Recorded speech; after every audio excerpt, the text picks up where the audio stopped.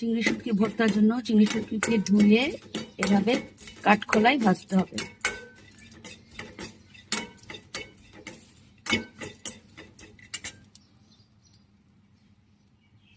এগুলোকে এভাবে নাড়তে থাকতে হবে এবং নেড়ে নেড়ে মচমচে করে নিতে হবে।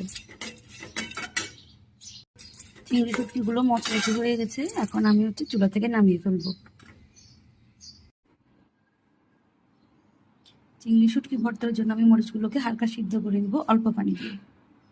মরিচগুলো সিদ্ধ হওয়ার পরে আমি অল্প করে হেমানদিস্তায় মরিচটা বেটে নিয়েছি।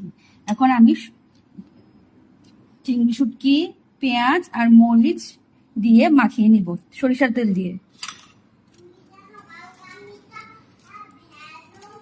এখন আমি সবগুলো মিক্স করে নিব সরিষার তেল দিয়ে।